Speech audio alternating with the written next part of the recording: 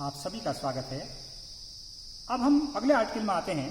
Article है एक सदिश का किसी रेखा पर प्रक्षेप, projection of A vector on A line. मान लीजिए कि ए बी हमें कोई सदिश दिया है और एल एक दिष्ट रेखा है, एल एक दिष्ट रेखा है, तो सदिश ए बी का दिष्ट रेखा एल पर प्रक्षेप हम परिभाषित करते हैं। इसको हम डिनोट करते हैं P से।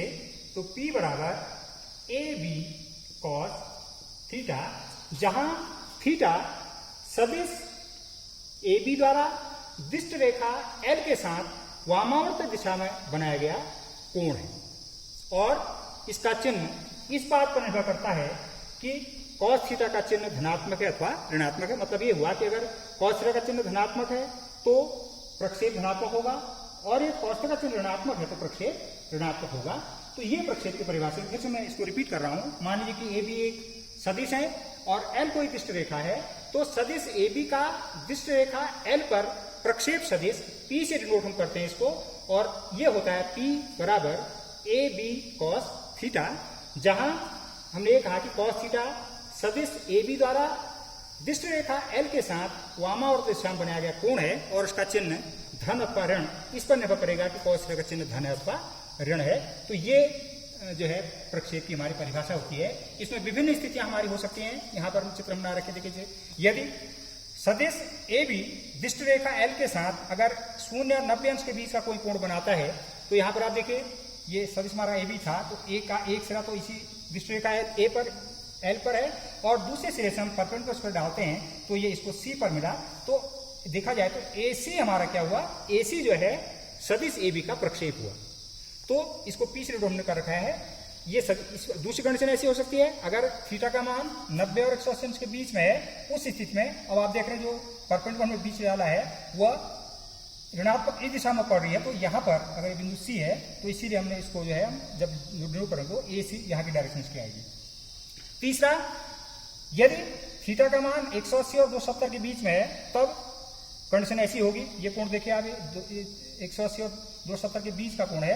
अब परपेंडिकुलर हम डालेंगे इस पर, तो अब जो है हमको ए सी प्रक्षेप यहाँ मिलेगा।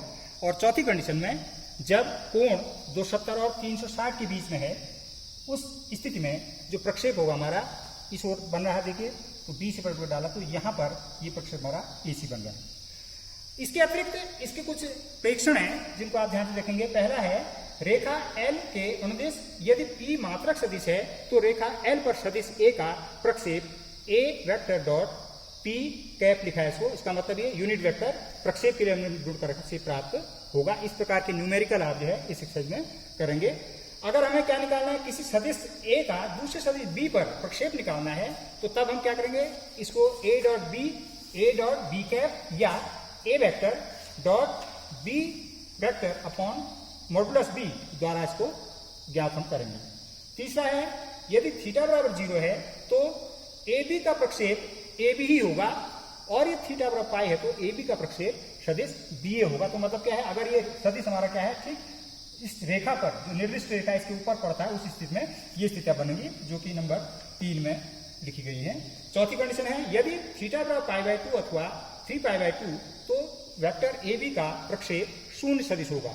ऐसी स्थिति में आपका जो निर्दिष्ट लाइन एल है और वेक्टर आपका इस तरह से आएगा। तो अब आप देख रहे हैं कि अगर हम परपेंडिकुलर डालें भी तो कहाँ पर पुनः ए पर आ जाना है। इस स्थिति में क्या होगा, शून्य सदिश का प्रक्षेप प्राप्त होगा। ये प्रक्षेप के संबंध में था। इसी पर अगर हम यदि किसी कोई सदिश हमको दे रखा है इस प्रकार से, a बराबर a1i plus a2j plus a3k, जहां i j के x एक्सिस, y एक्सिस और z अक्ष की ओर क्या है हमारे यूनिट वेक्टर्स हैं, और हमें क्या बताने हैं, अगर हमको उसके दिक् कोण ज्ञात करना है, इसके अगर मान लेते हैं दिक् कोण इसके अल्फा बीटा और गामा इसके दिक् कोण है, तो इससे हम क्या निकाल सकते हैं, दिक् कोसाइन ज्ञात कर सकते हैं। उनके मान आ जाएंगे कॉस अल्फा बराबर a1 vector unit vector i upon modulus a modulus i। तो इससे हम जानते हैं कि यूनिट वेक्टर है, ये भी एक हो जाएगा, ये भी हो जाएगा, तो कॉस अल्फा का मान हो जाएगा a1 अपॉन मॉडुलस ए, इसका जो मान आएगा इससे आप क्या निकलेगा, आपका कॉस अल्फा निकल जाएगा, बिग कोसाइन। इसी प्रकार से दूसरा कॉस बीटा निकल जाएगा A2 अपॉन मॉड ए, और कॉस गामा आ जाएगा, कॉस गामा निकल आएगा A3 अपॉन मॉडुलस ए। अब इसी में देखिए आपका अदिश गुणन और प्रक्षेप संबंधित एक्सरसाइज हमारी 10.3 शुरू हो रही है। इसके क्वेश्चन हम करने हैं। दो सदिशों ए और बी के बीच के हमको परिमाण दे रखे हैं, तो हमको देखिए क्वेश्चन नंबर इसका 1 का सॉल्यूशन देखिए। हमको क्या दिया है, परिमाण का मतलब ये दिया हमको, ए का मान दिया है √t, इसका मान मॉडुलस दिया हमको 2, और प्रोडक्ट पहले दिया है बराबर √6। तो हमसे सदिशों के बीच का कोण पूछा है। तो हम जानते हैं कि थीटा बराबर होता है cos inverse a vector dot b vector बट्टे mod A mod b vector. सीधे मान रख दीजिए इसमें आप, ये हो जाएगा कॉस इनवर्स √6 अपॉन √3 इंटू 2। √6 को हम क्या लिख दें, √3 इंटू √2 अगर लिख देते हैं तो नीचे √3 है इंटू 2, ये कट जाएगा, √2 से 2 कटेगा, 1 अपॉन √2 बार। तो इसे थीटा बराबर जाएगा कॉस इनवर्स 1 अपॉन √2, और हम जानते हैं 1 अपॉन √2 इसका मान है π/4 का। तो ये जो है सदिशों के बीच का जो है कोण निकल आएगा। दूसरा सवाल है सदिशों इनके बीच का कोण ज्ञात कीजिए। इनके बीच का कोण, फिर वही फॉर्मूला हमारा लगेगा। सदिशों के बीच का कोण अगर थीटा है तो थीटा बराबर जाएगा कॉस इनवर्स, थीटा बराबर cos inverse a vector dot b vector बट्टे mod a vector mod b vector बराबर cos inverse a dot b. तो मैं इसको अगर सीधे करूँ, i minus 2j plus 3k dot 3i minus 2j plus k upon इसका मॉडुलस निकालना, तो √1² minus 2² plus 3² √3² plus minus 2² plus 1², ये बराबर हो जाएगा कॉस इनवर्स। हम जानते हैं कि i डॉट i 1 होता है और j डॉट j 1, और i डॉट j 0 हो जाता है। तो i कंपोनेंट गुणा होंगे तो 3 हो जाएगा, ये -2 के साथ गुणा होगा तो -2 इंटू -2, और प्लस वाला लास्ट वाला हमारा 3 इंटू 1 अपॉन मापांक भी पहले वाले का हो जाएगा 1², इसका मान निकाल लीजिए आप सीधे, 1 4 5 14 हो गया, और ये भी 9 9 4 ये 14 आ गया। इसका मान हो गया कॉस इनवर्स 3 + 4 + 3 अपॉन 14, और ये हो जाता है कॉस इनवर्स 10/14 बराबर कॉस इनवर्स 5/7। ये इनके बीच का एंगल हो जाएगा। अब ये अगला क्वेश्चन हमारा प्रक्षेप पर है। सदिश i + j पर सदिश i - j का प्रक्षेप हमको चाहिए। तो हम लिखेंगे i - j का i + j पर प्रक्षेप, ये सीधे हो जाएगा फॉर्मूला आपका। इसको अगर a कहें, a vector b cap a vector b vector upon modulus b vector. a vector हमारा है i - j,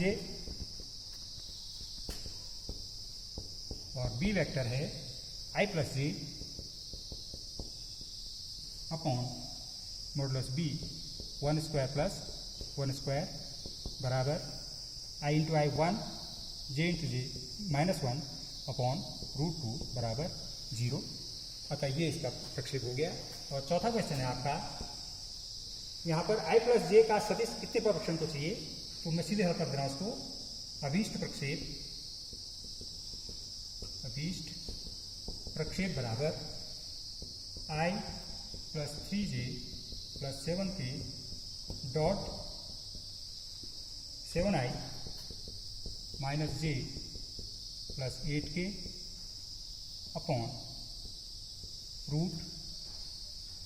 √7² प्लस -1² प्लस 8²। तो i 7 3 -3 7 56, 7 × 8 56 हो जाएगा, और नीचे 49 + 1 + 64 बराबर ये हो जाता है आपका 60 अपॉन 50 140। तो ये इसका प्रक्षेप हो जाएगा। इसको हम इकाई लिख सकते हैं आगे से। तो ये कुछ सवाल थे शुरू आसान से। जिनका आप अभ्यास करेंगे। Thank you.